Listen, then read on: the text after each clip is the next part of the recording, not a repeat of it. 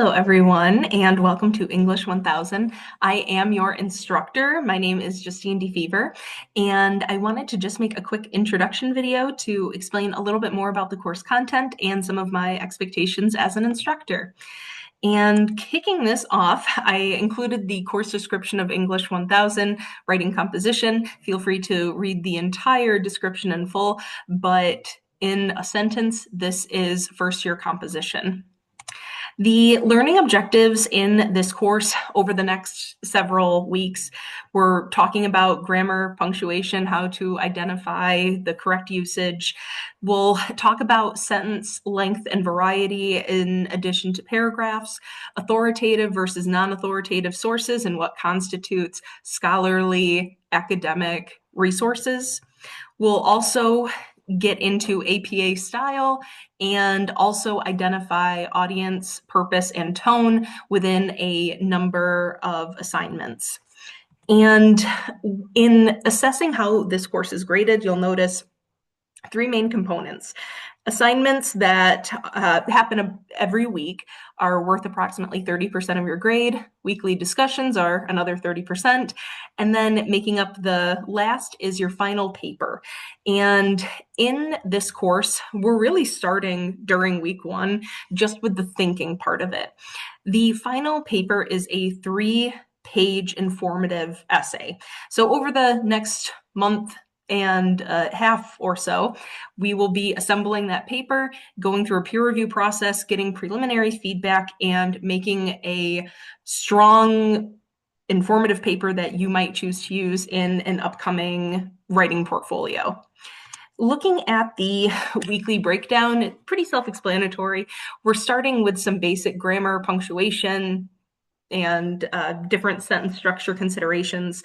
We'll then be moving into different types of writing and how to assess audience and purpose.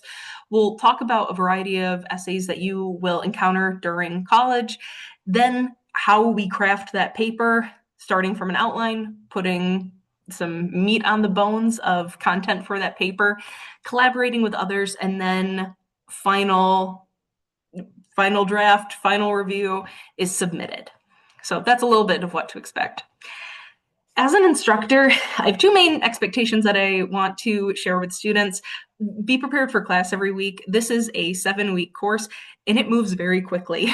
And not to say that it's impossible to come back from taking a week off, but in an accelerated class, that is extremely difficult. So make sure that you're staying on top of things every single week. I post weekly announcements, some explanation, resources, maybe a video here and there that will help you with the course content going into the week. The best way to tackle the weekly modules is to look at the introduction page, review the resources. There might be chapters, articles, videos, and then from there, take some notes and then get started on the assignments and discussions. Make sure to meet the weekly deadlines. We have a very generous late work policy, and you'll notice in the syllabus you get 10 days after the initial deadline for assignments only to submit those for partial credit. I would just encourage people to meet the initial deadline just so you don't have any deductions unnecessarily. And the required technology this semester, you will need a laptop or access to a computer. Using a phone is not going to be enough based on the amount of typing that you will do and downloading a variety of software. So make sure if you do not have access to a laptop or a computer, I encourage checking out a local library, or if you are local, we have a computer lab on campus, on the Howell campus as well. But make sure you have something other than a phone.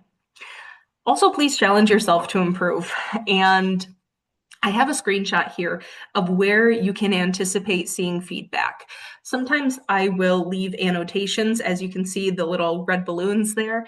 If there's something specific to call out, maybe a piece of punctuation or a sentence in particular, I'll drop an annotation there with a comment that goes to that. Oftentimes, too, there's also a rubric attached to assignments before submitting your work. always kind of do a self-check going through the rubric to make sure that you have hit the main requirements for that assignment. You can take a look at the rubric rankings to learn what was working well, where there's opportunities to improve. And then the last, it's not included in this screenshot here, but there's a section where I provide free-form comments. That usually looks like a couple of paragraphs. Here's what's going well. Here are opportunities to improve. Overall, here's where you are. So always make sure, I take a lot of time authoring feedback, so please take the time to review that as well. I will say it's pretty cut and dry for this class. Because this is English composition, there is absolutely no AI generated work that is allowed in this class. I say this because I know that we've all been following the rise of AI and all that. If students are wanting to have an earnest effort of improving their language and improving their grammar, we have to allow ourselves to make mistakes so we know where there's opportunity to improve. I don't want to read AI generated work and give feedback on what a robot has done. If you are, maybe it's been a minute since you've been in school, and maybe you're worried, oh, I don't know, grammar was always hard for me, and now I have to, get back into it. Microsoft Word, which is the program that you will be using for your work this semester, everyone has a free subscription through Office 365. Microsoft Word has a spelling and grammar checker that is all that you need. I dissuade students from using Grammarly because it is tripping the AI similarity report when students rely too heavily on the predictive text. So long story short, all of the assignments that you will submit, they go through turnitin.com for a plagiarism check and also an AI check. If work comes back as AI generated, I often have conversations with students, but ultimately it goes through a conduct process through the dean's office. So I just say that up front of I do not recommend using Grammarly or ChatGPT for assignments in this course. Challenge yourself to improve. I am way more interested in the content of what people write rather than if it is immaculate with zero room for grammatical improvements. That's not real, and also that's what you're paying for as a student who's going to school, for somebody to evaluate your work. So let me know if you have any questions about that, but Microsoft Word, it's all you'll need. Little bit of information about myself. This is my 7th year at Cleary. I previously was an academic advisor here, and I have been an associate professor, I think, for about 5-ish years now. And my background is in professional and technical writing, a lot of grant proposals and instruction manuals. That's what I did quite a bit in undergrad.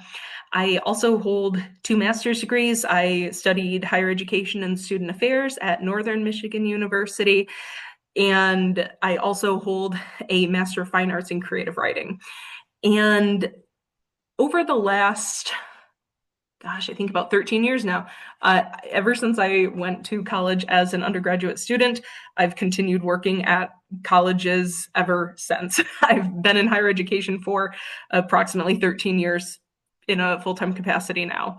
And the acclimation to college, the college experience, what this period in somebody's life looks like is very interesting and important.